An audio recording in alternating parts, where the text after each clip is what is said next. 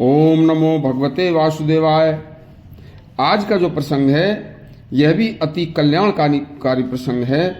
जब राजा युधिष्ठिर को पांडवों सहित और राजा परीक्षित जो आगे कलयुग में होने वाले राजा थे उनको पूरे परिवार के सामने भगवान श्री कृष्ण ने दान के कारण किस तरह से कलयुग में सुख मिल सकता है यह प्रसंग सुनाया था।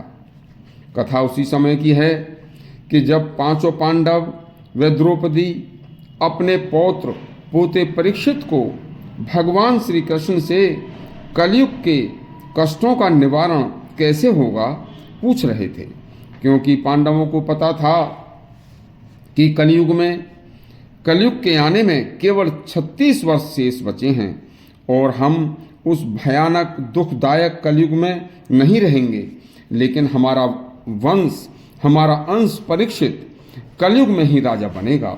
उधर भगवान श्री कृष्ण ने भी बता दिया था कि मैं भी कलयुग के आने से पहले ही पृथ्वी लोक को छोड़कर अपने बैकुंठ धाम को चला जाऊंगा और कलयुग में राजा परीक्षित के राज्य सिंहासन पर बैठने के बाद कलिकाल आएगा, जब परीक्षित पूर्ण धर्म के साथ न्याय के साथ राज्य कर रहा होगा।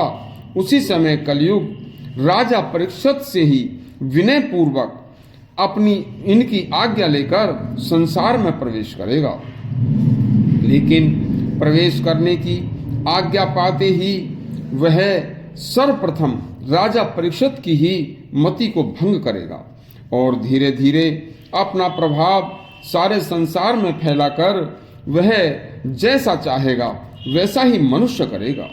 लेकिन यदि मनुष्य को कलिकाल का ज्ञान हो तो वह उस जघन्य कष्ट देने वाले युग में भी सुखी जीवन जीकर अपना संसार में आने का समय सुखपूर्वक पूर्ण करके स्वर्ग को प्राप्त कर सकता है। इसकी सफलता के लिए भगवान श्री कृष्ण ने मनुष्य को दान सबसे बड़ा नैया पार करने वाला साधन बतलाया था, लेकिन कलयुग में दान भी दान के पात्र को ही दिया जाना चाहिए, जैसा कि दानवीर कर्ण किया करते थे।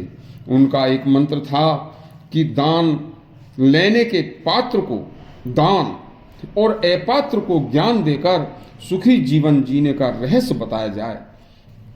लेकिन देखिए, धनवान व्यक्ति का धन धर्म पूर्वक न्याय पूर्वक इकट्ठा किया हुआ धन होना चाहिए।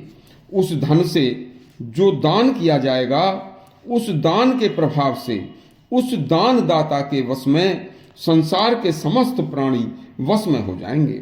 दान देने वाले के समस्त वैर भाव दुश्मनी समाप्त होकर के मित्रता में परिवर्तित हो जाएंगे तथा दान के द्वारा पराया भी अपना मित्र भाई बंधु बन जाएगा तथा धर्म से न्यायपूर्वक कमाया हुआ धन जो दान करेगा, धन में से जो दान करेगा उसके समस्त व्यसन भी नष्ट हो जाएंगे। व्यसन दानी व्यक्ति के पास फटकेंगे भी नहीं। हे राजा परीक्षित, अब आगे आप राजा बनने वाले हो।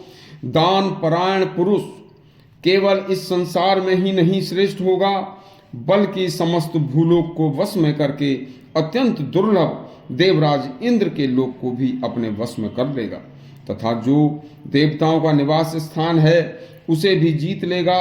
हे परीक्षित, दान की जो दुर्लभ महिमा आज मैंने तुम्हें बताई है यह अति कल्याण करने वाली है तथा जो भी मनुष्य मेरे इस बताए हुए दान के मंत्र को अपना कर अपना कर्तव्य समझकर धर्म पूर्वक अपने जीवन का अंग बना लेगा, वह कलिकाल में भी सतयुग जैसा अनुभव करके जीवन सुख शांति से जिएगा।